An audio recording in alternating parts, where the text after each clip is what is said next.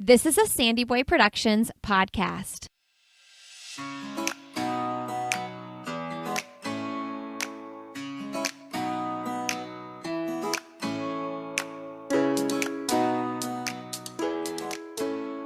Hey everybody, welcome to Why Is Everyone Yelling with Lindsay Hine. I am your host, Lindsay, and I'm so thankful that you are joining us for episode 2 of the podcast. This podcast is part of the Sandy Boy Productions podcast network. We are so excited to join the other shows in the network.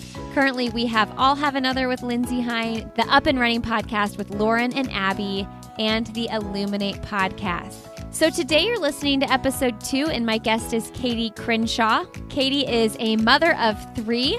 She's a storyteller, she's an activist, and she is a maternal mental health advocate and speaker. She talks a lot about body neutrality and body image on her blog and on her Instagram. And in this podcast, we talk about our own body image and what that's like postpartum, as well as how to talk to our children about having a healthy body image. Katie has a lot of words of wisdom to share with us in this episode around these topics, and I was taking notes as she was talking, so it was that good, and I hope you'll do the same.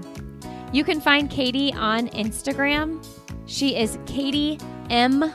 Crenshaw over there, and definitely check out the movement that Katie started called Her Body Can.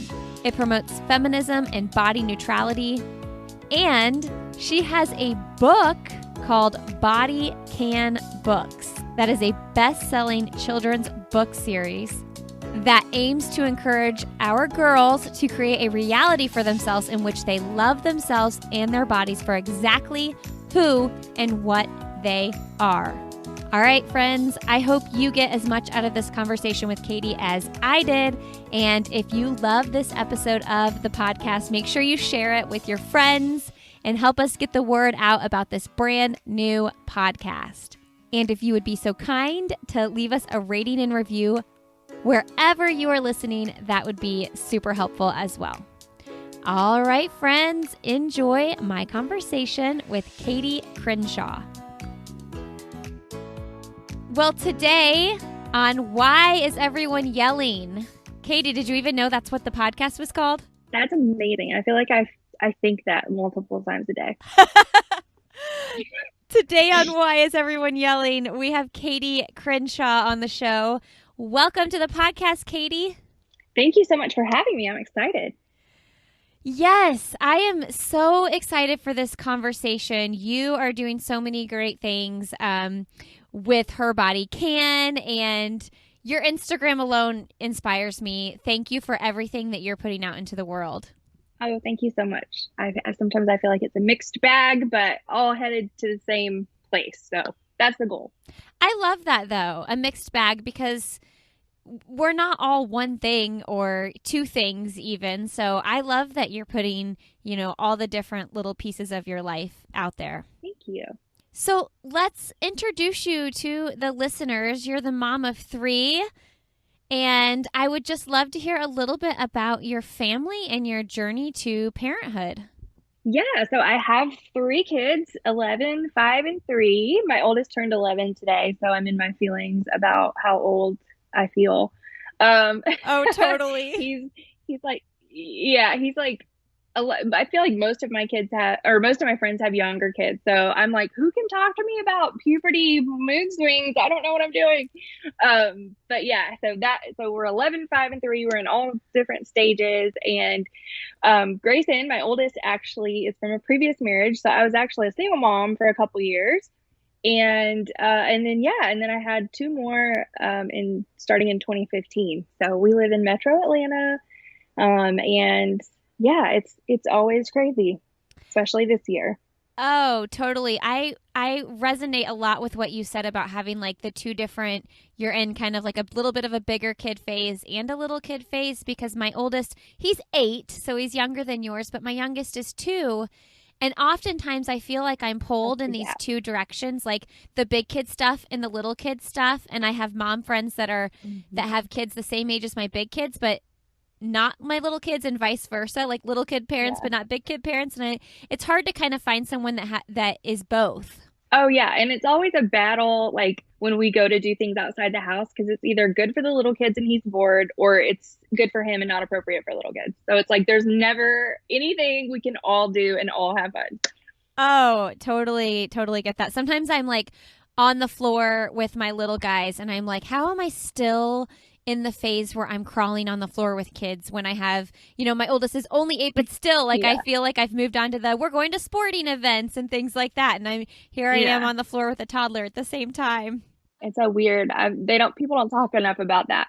Oh, for sure, for sure. Well, I want to start this conversation talking about one of your recent blog posts where you wrote about basically life during the pandemic and how things kind of unraveled and you realized so much of your happiness was tied into your productivity. I feel that on every level. When I started when we started being home a lot, I started over recording podcast episodes because I felt the need to just do because I was like not finding any value in what I was doing. So can you just share with us a little bit about your heart behind that post? Yeah, I think as someone with, I mean, I don't think every personality type is like this, but mine is for sure. Like I am an Enneagram 7, like Gemini. Like I'm always like wanting to socialize and I'm an extrovert and like I always have a million things on my list. And so it's impossible to not attach that to my worth. So when the world shut down and we didn't really have a choice, it was really challenging for me to be like, okay, now you're just here with yourself. Like what, where's your real worth? Because you're not, productivity is not it. So yeah, I just wanted to kind of talk about that. Like I talk about a lot of things. It's trying to find your true inner worth is like a lifelong journey. So, and things like that really exacerbate that process. Yeah. And it's hard as a parent too because sometimes like so much of my worth is tied up in what I'm doing as a mom. But then I value my work and what I'm doing on these podcasts so much. And then sometimes there's this guilt that I'm, too obsessed with the podcast stuff when I should be focusing my energy on the kids. So that was an extra added in challenge during like quarantine time because everybody's under the same roof and you still want to pursue those dreams, but they kind of had to take a back seat. Yeah, I feel like it all went back to the original reason I started my platforms, which was um, I've always been I've always been the mom that felt like I'm not like other moms because I don't find my full identity in motherhood. And I felt like a lot of moms were ashamed to say that out loud. So that's like why I started my blog because I wanted to say it out loud and see if there was anybody else that could be like, oh my gosh, me too. So yeah, it was a really great example of like, I mean, just to be honest, it was like I don't have anything really amazing to say about quarantine. It was terrible, and I was like super depressed, and like because I don't find 100% of my identity in motherhood, and I was forced to do it for however many months, and that's not that doesn't fulfill me on its own. So I think that's a real thing, and it doesn't have to have like a pretty wrapped up bow. It just sucks when you're forced into a life that you didn't plan on for everybody. You know what I oftentimes wonder? I oftentimes wonder what this generation, like you and I, of moms who were kind of staying at home moms, and then we kind of created this own job for ourselves. Like, what would I have been like 20 years ago as a mom or 30 years ago as a mom when we didn't have these outlets to pursue so easily? Like if you have a dream and something you want to put out into the world in 2020, you go do that, but in 1990 or 1995, our parents didn't have that outlet. I wonder that all the time. And I think I look at it in a positive way. I think it's like really important. I think our generation is much more self-aware. I think we are much more proactive with our mental health and our self-care. And I think we are raising kids to also want to live their own dream. And I recently read Untamed by Glennon Doyle, which is so good. And she writes about how being a martyr is not being a mother, that we're supposed to be modeling independence, so that they will then be that way. And I did not grow up that way. My mom was a stay-at-home mom. I never had a babysitter my whole life. Like, she was very self-sacrificial, and I would say it was damaging for me to like, it's still hard to like get out from under that patriarchal idea.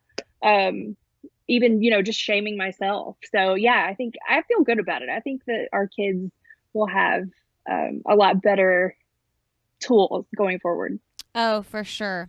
Okay, so let's talk about Her Body Can and your message with body positivity. What is body neutrality? And how did you personally become so passionate about this that you wanted to speak on it? After I had my last child, so 2017, I guess, it just started to kind of be more of a reality for me. Like, I'm done having kids. I think in between kids, when you're not sure if you're done yet, it's maybe less of the forefront because your body's going to change more back and forth.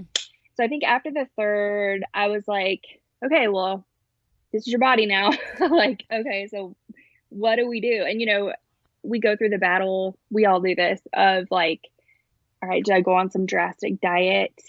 And I did do that first.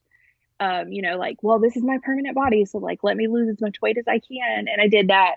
And it didn't, it doesn't, it's a age old story of like, it didn't do what I wanted it to do for me mentally. And then I was just worried all the time that it was going to come back. And, so I started to like arrive at a place of, I need to explore other things that bring me worth and like detach from the body thing. And it was a time on social media when it was starting to trend a little bit, like more body positive influencers were popping up. And I was finding some really good influence for that online, which was really important to me.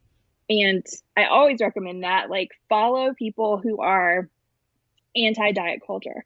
Unfollow anybody who is. But so I started to kind of learn from these other women in this space. And I think Meg Boggs, I don't know if you follow her, but she's a big body positive. She's like a power lifter. She's got an amazing account, but she invited me into a loop with some other influencers to say, like, this is my postpartum body, and, it is what it is, and send a positive message. And so I think that was my first major post, like in a bra and underwear, and was like, this is what my stomach looks like this is what it is.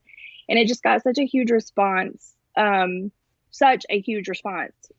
I was like, okay, this is what women are craving. Like, women really need us to talk about this stuff. So I just kind of kept it going from there. And it became a cornerstone of my content because it always garnered so much engagement. Like, the women are like, yes, this is what we want to talk about. Like, we can skip the other stuff.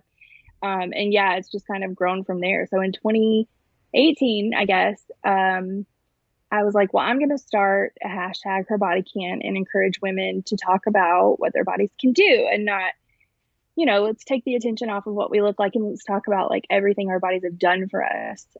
So I started that, which is basically the premise of body neutrality, that we don't have to love our bodies every day. We just have to show up and be grateful for what what our body is doing by simply existing and letting us live this life. So yeah.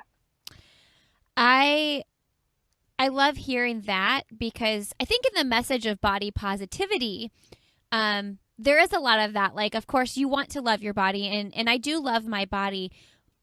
At the same time, there are days when I look in the mirror and I see my little pooch sticking out, and I'm like, man, I look 20 weeks pregnant, and I don't like that. I don't like how that feels. And then there are days where I feel totally confident in it. And much of that has to do with where I am in my cycle, right? Like, as far as my feet, period, we're in, all of us. Yeah.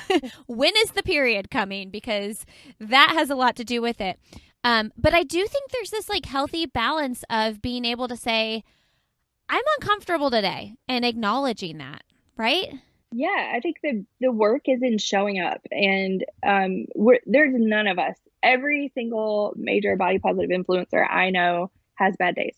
Every single one of us grew up in the same world. So like we have all been exposed to diet culture. We've all been exposed to misleading advertising. Like this is something that we are all going to have to unpack for the rest of our lives. We're not arriving anywhere. This is not there's not like an end goal where you love your body. Um, you just have to commit to showing up and commit to keep doing the work. And there are small steps, you can take here and there, but it becomes almost like muscle memory. Um, the more you show up, the more you do it and realize the world's not going to end and people aren't going to laugh at you or like whatever. The more you do it, the more it just becomes second nature. And it's not that you get to a place where you love your body every day. You just start living regardless. And that is what the important message is. That is body neutrality. It's so, so good. Let's talk about talking to our kids about body image. And, I have all boys, but I still very much want to make this a priority, that I don't just skim over the surface just because they're boys. I know that for little girls, it's definitely a much bigger issue for the most part. And I'm speaking in generalities.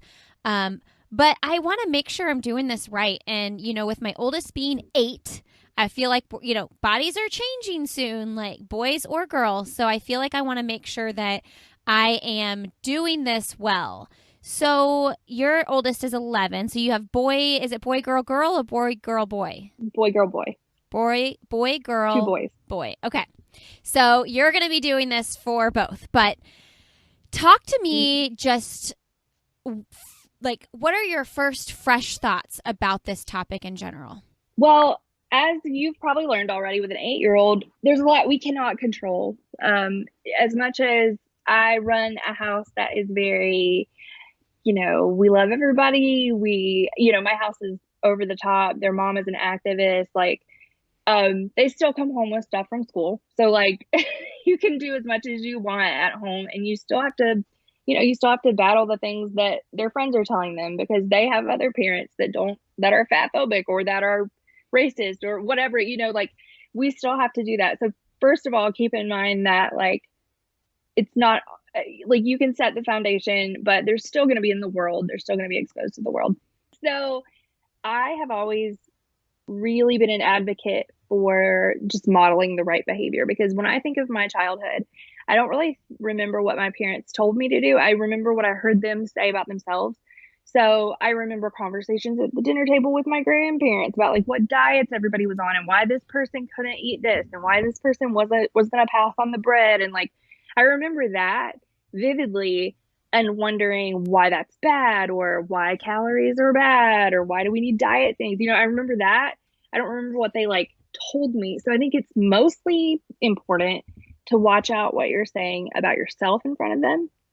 If they hear you labeling foods as good and bad and right and wrong and all of that, they're going to hang on to that and question it.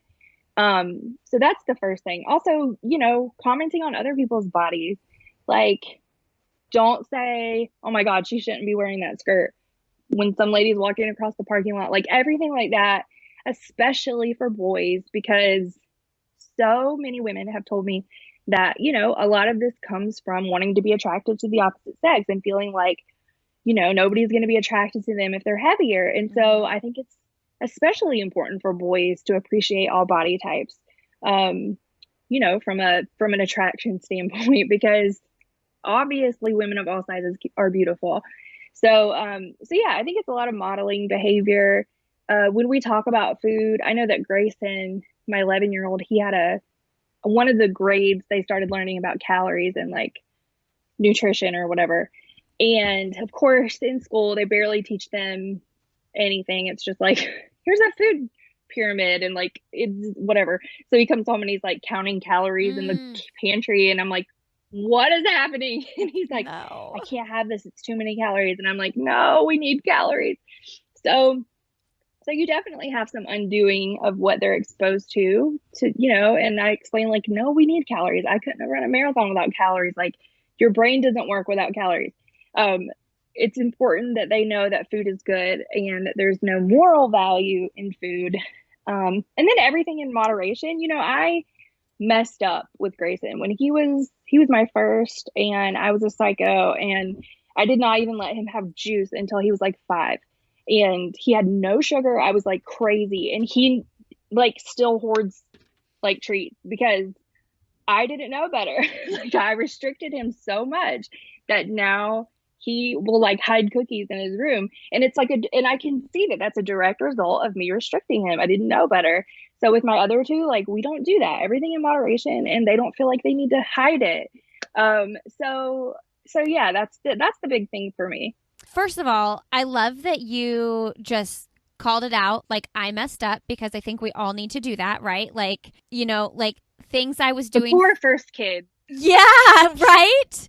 Oh, totally. I mean, I could go on and on about the discipline thing and how I'm doing things so much differently now with kids 3 and 4 than I did with 1 and 2. Especially the toddler years. I look back and I'm like, I was treating him like he was 6 when he was 2.5, like as far as behavior expectations went. But I love that you said that, because every parent needs to like not feel guilty about those things that we look back and we think, I shouldn't have done it that way, because guess what? Like, you did do it that way, and you're going to do it different now. If you know better, you do better, right? And I love what you said about teaching our boys to appreciate all body types. Like, that is something that I don't think is talked about as enough. And as someone who is raising all boys, wow, that's important.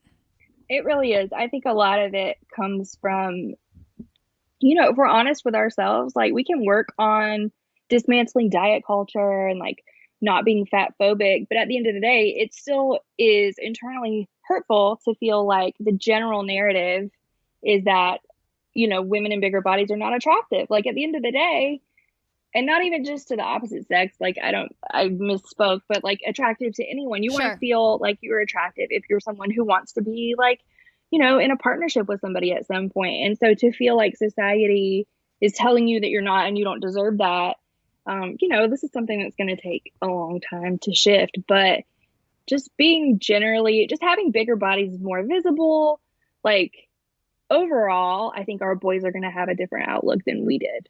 For sure. For sure. You know what, I've been thinking about this because I definitely grew up with a mom who has always had body image issues. I remember her always constantly exercising and making comments about, oh, I don't, I feel fat today or whatever. And this is no, I'm not knocking my mom. I just do remember those things though. And so I've as an adult have made sure like I am not using that language in front of my kids. However, I think here's where I'm conflicted, and I wonder if you have some insight on this, because we were talking about body neutrality, right? And being able to have those really good days where you feel good in your skin and you feel good about your body, but also having those days where you just feel like crap and acknowledging that too. So, how do we send this message to our kids that like it's okay to feel both ways? We want you to feel very good about your body. And, my most important message to my kids is like, move your body because it's good for you. It makes you feel better, and eat foods that fuel your body, that make you feel good.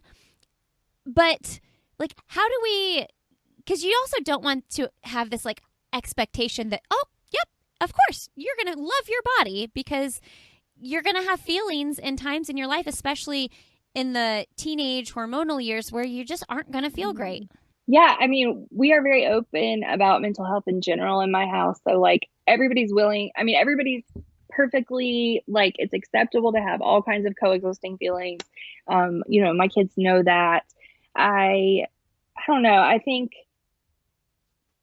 if you always come from the mindset of like, what can we add instead of what can we take away? Like, what if we add a walk? What if we add more vegetables? What if we add more protein? Like, like I feel like switching the mindset from taking things away from ourselves and our kids to what can we add Or what can we add as an activity that would bring you joy today? Like Mm. just thinking about what can we add instead of like something's, I don't feel good. What should I take away? Um, I like that mindset and I try to keep that for the most part. I love that. That's wonderful. Because, man, as an adult, when you feel like crap, what can I add? What's going to make me feel better? Well, going for a walk will probably make me feel better, right? Yeah. And feeling like it's your choice. I mean, obviously at our age, you and I, like we grew up, not just grew up, my whole adulthood too was restricting and like punishing and we didn't even realize we were doing it at the time. Or I'm speaking for myself, I guess. But like when I started this journey of like intuitive eating and things like that, I had to really realize that my brain and body was so used to me restricting that like I was binge eating because I wasn't stopping to be like, hey, you can have a portion and then it's still there. Like it's Mm. not going anywhere. You can go get more. And when I started to like practice that intuitive eating thing of like, okay, like it's still there and I'm not hungry anymore, but it's there and I can have it if I want it. Like you don't realize until you start doing that kind of work how we've trained ourselves to restrict. Like our bodies are literally like, you're going to take it away again. Like you have to eat it. Like you're going to take it away again when we break off of diet culture. So, um, anything to keep my kids from going through that same cycle and feeling like they have to scramble because they've been restricted is the best policy. Talk to me about how you handle like eating dinner as far as, back in the day, the whole clean your plate situation. How do you handle that? And then with incorporating dessert and things like that. So I'm obviously not an expert or a dietitian, but Sure.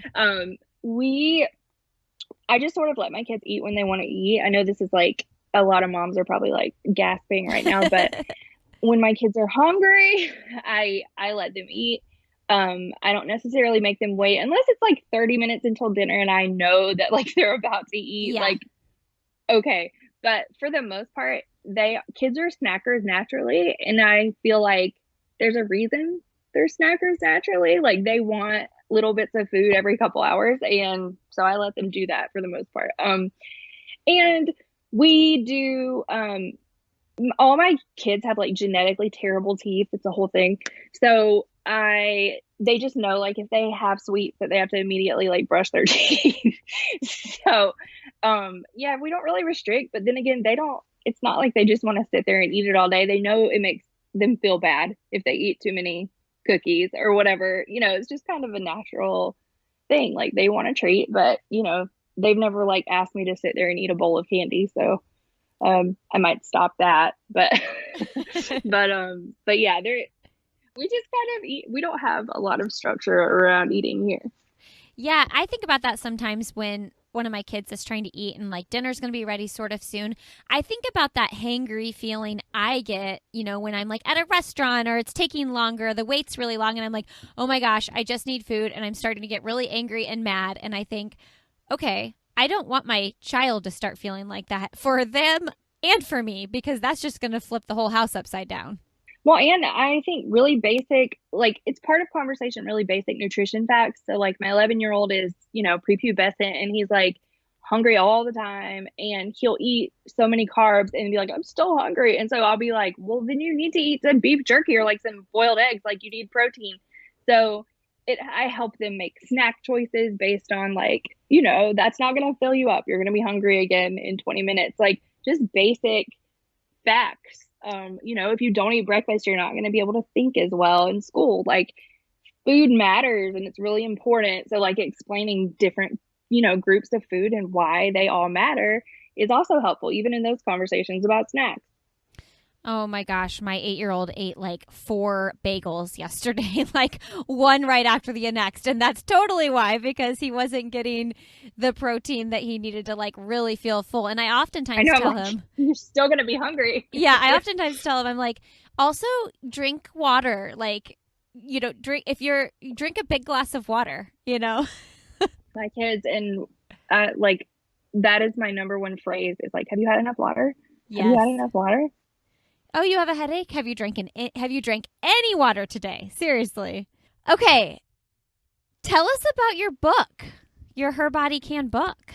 Yeah, so I met another blogger at an event last year, and she was, I mean, we didn't even know each other that well. She was a new mom.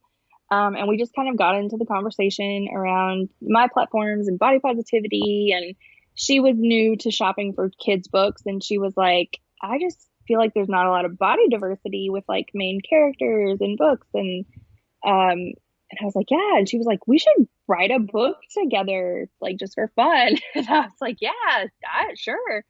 So we just kind of met up a few times and like put together this book. And originally we had a different idea for the book, but it kind of started to become like this rhyming thing. And Her Body Can wound up just making sense as like these couplets, which was cool because that was already my movement. So it became kind of like this child product of that movement. And it's about a little girl who's just like living her best life, and she's doing all the things in the book that someone might stereotype a bigger child not to be able to do, like physical activity and wearing a two-piece bathing suit and eating what she likes and all those kinds of things. So we finished it and released it like 2 weeks before quarantine like fully kicked in.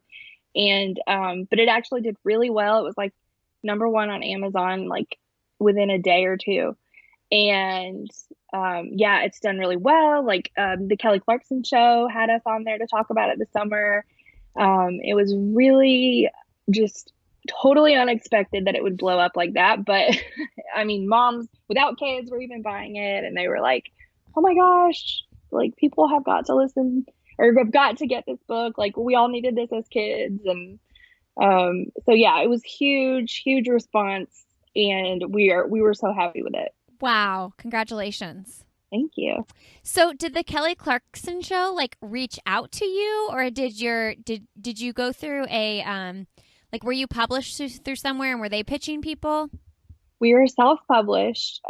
We have a friend who she writes for several magazines, and she pitched a story about our book to Glamour, which is one of the magazines she works for, and they picked it up. And then when Glamour published an article about us, it kind of just went viral, and just extended from there. And then the Kelly show reached out. That's amazing. Was it surreal to talk to Kelly Clarkson? Yes. And we were so bummed that it had to be on Zoom because of COVID. Like we were like, this sucks. But yeah, it was cool. She's super nice. Yeah, you could have like literally been on her couch for her show and done the whole thing. Dang. Damn COVID. I know. Okay, so I'm a marathon runner, and that's like my jam. My other podcast that I have been hosting for 4 years is all about running. And I saw that you ran your first marathon last year. Congratulations. Thank you. First and only.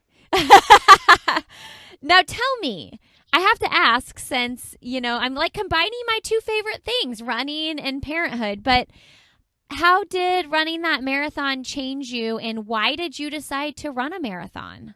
Oh gosh. Okay. So I love this story. It's like my favorite life story ever. Yay. No offense to my kids, but the day I ran the marathon was like the best day of my life. Oh, so good.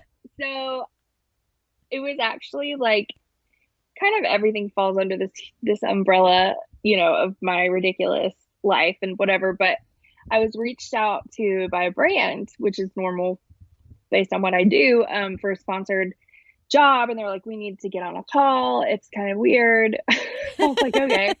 And this is like June, okay, of last year. And they're like, so we have this brand. It was actually a PR firm, but they were like, we have this brand. It's an eco-friendly home brand. The CEO is a runner, and they're New Yorkers, whatever. So they found your Instagram, and they thought it would be really cool if you were interested in running the New York City Marathon this year, and like, or training for it and attempting it or whatever. And like, tell the story of like how, small steps lead to big change, which is their mission for this eco-friendly, product. And I was like, they're like, so I don't know if you even run. And I was like, I mean, Like I've done some 5Ks like 10 years ago. Like I don't like I run it for a few minutes before I work out. I don't know, no. But I was like, but like yeah, I would do it. So anyway, long story short, we negotiated. Um, they really did want me to do it. And I was like, they were willing to like, pay my rates and all that kind of stuff for the deliverables. And then also it was guaranteed entry to the New York City Marathon, which is like a bucket list thing for it's so a big many deal. people. Yeah. Yeah, because you just like there are people who've been trying to get in for like 15 years because it's a lottery for the most part. So yeah, I was like, I'm gonna try it. Like I might die, I might not even make it, but like I'm gonna say yes. So it became like this mission for me to show myself and other people like what I'm capable of, and it was a very like her body can moment. Like, I'm gonna try, and so by the time the ink was dry on the contracts, I had 12 weeks until the marathon, Wow. and I wasn't training. So I hired a coach. I'm writing an entire book about this, by the way. I'm done with my manuscript. Who did you hire? So eventually there will be for the coach. Yeah. Betsy Magato. Okay. She's here. She's run like 18 marathons. She's so great. She's really, really great. I don't like everything lined up so perfectly for this. So like I was like, I need a coach because there's obviously no template training plans for 12 weeks. And I don't know what to do. So I hired her. Well, she was like, you're crazy. I think most people would tell you no. I think most people would tell you no, but I'm going to help you. And I was like, yay, okay. So she developed like this whole training plan for me. And she's one of the coaches on the Charge Run app. And she's just so great.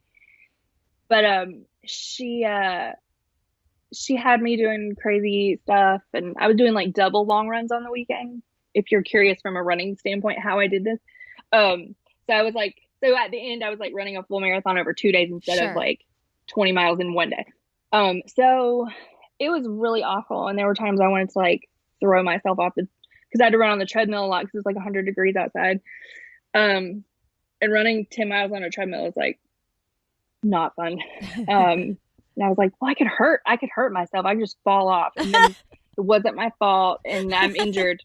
And I kept like emailing the brand and I was like, guys, I'm not an elite runner. So like if I get hurt, and I had so many different random injuries, I could like spend 30 minutes like on all the things that were hurting. But anyway, and then the closer I got, the more I was like, okay, now I can't get hurt. Cause like now we're so close. Like I can't get hurt. I was like in a bubble. So, and then of course the day of the marathon, I was like on my period. I had a migraine. It was like the worst day ever. But I was like, we're here. We're gonna do it. I like tripped and fell and like almost to the parking lot of the ferry. Like it was so like I was like, I am determined to hurt myself like before I get here, so that I don't even have to start. Right. And I started, and I have a video on YouTube of kind of that whole experience, but it took me a really long time. I was definitely with the like human spirit crowd. I'm not an elite runner. So it was dark. It took me 7 hours. And I was dying. Like I literally was like, I am dying. But I have never in my life, like that was the best day ever. It was the hardest mental and physical challenge of all time. I would rather recover from 3 more C-sections, but I did it. I finished. And, I guess one of my followers, like some worked for the people who do the sign at the end, the like digital sign. And they surprised me and put like her body can at the finish line. That's so cool. I know. And I was like, oh, anyway, so it was really cool. That's my favorite story. So. Oh my gosh. That's so amazing. Well, props to that brand for pushing you to do something you weren't going to just go and do. No, everything aligned so perfectly, and actually got nominated for an award in our blogging community for like best sponsored content for that whole project. Oh, because it was just so, everybody was so glued to if I was going to die or not, you know. That is so awesome. So what do you think running that marathon like did for you long term? So many things, but it reminded me that we can always do more than what we think we can do. I likened it to like transition in labor when a woman is like so close and everything's saying she can't do it and she can't finish, but you're almost there. And also from a diet culture perspective, training for a marathon was very interesting to me because like life is kind of like a marathon, but we don't put the kind of care into our nutrition and hydration and sleep and stress, as we do when we're training for a marathon. And that was crazy to me to realize like this is probably how much I should always care about my body. Like I was like so, stringent about when I was eating and what I was eating and making sure I was hydrated. Because if I didn't, I wouldn't be able to train. Like it would have been, made a huge difference. So yeah, I learned a lot about like why carbs are really important and like all that kind of stuff. It was a lot mentally and physically to learn. So, lastly, what is our message for moms who are postpartum? I really felt what you were saying when you mentioned like the in-between phase when you're like, well, if I'm going to have another baby, I don't have to like totally get back to where I really want to be. But then once you have your last baby, you're like, okay, here I am. This is it. And I think there's probably a message there about accepting where you are and where your progress is. And that also, man, your progress is going to be different from baby to baby. I mean, each baby I took a little bit longer, and I'm not even talking about my weight or what my body looked like. I'm just talking about it took me longer to feel myself again. So it was a big like awakening for me to understand that bodies are not supposed to stay the same and to try to get that out of my mind. The idea that like there's this goal size or shape that we belong in and then that's going to be permanent. Our bodies are supposed to ebb and flow with life, for a million different reasons. Like people who gained weight during COVID, like we were all traumatized and at home all the time. And like, it's whatever. But from an actionable standpoint, especially for new moms and women who are in, their bodies are changing for hormonal reasons and baby reasons and all that. Don't wait on some arbitrary like size or number because life is like happening now. And if you can afford, to even go to Goodwill or like go to the store and get something that fits that you like, don't wait. Don't wear leggings and pajama pants until you fit into some old jeans. Like get it, whatever you like and makes you feel good in the size you're in right now. And because that really does make a huge difference when you can show yourself that you can still be pretty and excited with clothes that fit instead of like punishing yourself by putting on things that don't fit anymore. Like it's a big deal to realize that you can still feel good at that size because that's when you start to realize it wasn't about the size. And then also like highly, highly recommend, I feel like this is so much of the battle, unfollow everybody on social media that makes you feel less than. Anybody who's promoting diets or unhealthy, cycles of those things, and diversify your feed with people who, are not supermodels that don't have like perfect, flawless bodies. Like find people who are living their best lives, as, in whatever size and bigger sizes, and just to have that influence and reminder that there are people out there who are fine and they're doing okay and they're maybe running marathons and maybe powerlifting. And like, there are people like, you just have to do all this and expose yourself enough of it to where you can start to battle your own fat phobia. That's like internalized that, body size doesn't equal beauty, body size doesn't equal health, like all those things. Wow. What do you want your kids to remember about mom when they're, 25 and they think about what you taught them in this specific topic? I want them to know that I showed up to life. And it never had anything to do with what I looked like. So on this topic, I just really hope that they are someday encouraged to show up to life. regardless of what their body looks like. And for the boys, that, you know, women can be in a bigger body and still be really cool and interesting and fun and all those things. So good. That's so good. Katie, what is something you want to do? Like, what is something personally or professionally that you haven't been able to do yet that you want to do? Well, I definitely want to publish this memoir. I'm calling it a memoir because it's a lot of life stories, but it's like maybe personal development-ish. I want to publish that book. I'm not sure exactly how that's happening yet, but it's going to happen. And I just hope, I would like to keep speaking. I love talking to women and like saying all these things to people in real life. So I hope to kind of go that direction too. So are you seeking a publisher, and do you just like, I'm curious how the book writing process goes for different people. Like, do you just find little moments where you're like, have a thought and you get in there and you write a chapter, or what does that look like?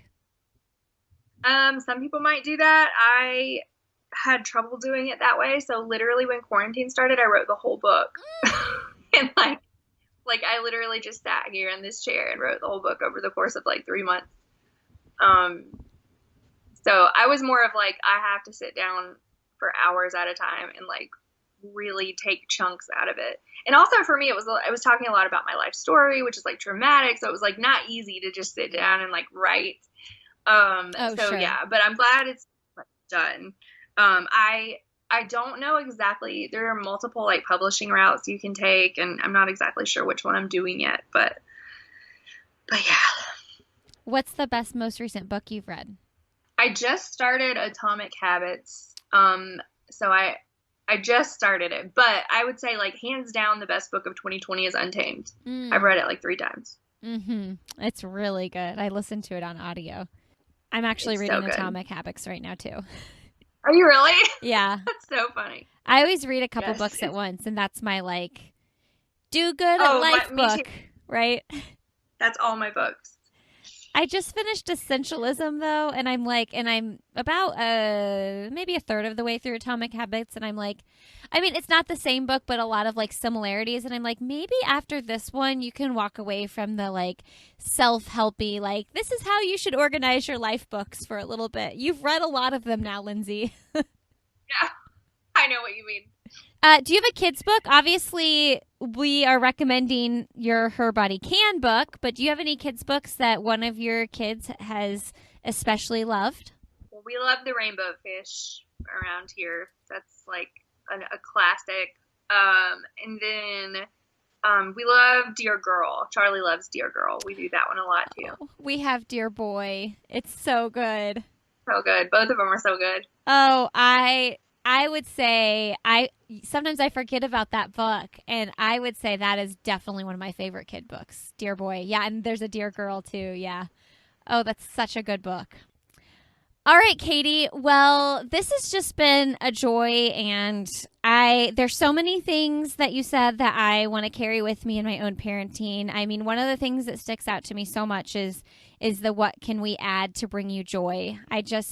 That is just really, really, really sitting with me, and I feel really thankful that I got that wisdom thrown at me today. So I guess we'll just end now with the last question, which is, what do you want to leave our listeners with today? What message do you want to leave them with? You know, there's so much noise, you know, surrounding everything in the world, period. But especially as it pertains to body image and diet culture, and there's a lot you can't control, but just remember that your work that you're doing with yourself trickles down to your kids. So if you make nothing else a priority, make your own personal work with yourself the priority, because either way that will affect your kids, even if you don't know exactly what to say to them. I love it. Thank you so much, Katie. Thank you. All right, that wraps up today's episode. Thank you, Katie, for coming on the show. You can learn more about Katie when you go to katiecrenshaw.com. That is her website. And again, you can find her on Instagram, Katie M. Crenshaw. We will have the links to her books, her Instagram, all of that good stuff over on our website, sandyboyproductions.com. If you would like to be on our email list so that you can be notified when new episodes come out, make sure you email us. You can email my assistant, Emma, at sandyboyproductions.com, and she will get you added to that list. All right. I hope you are having a great day, and I will see you next time on Why is Everyone Yelling?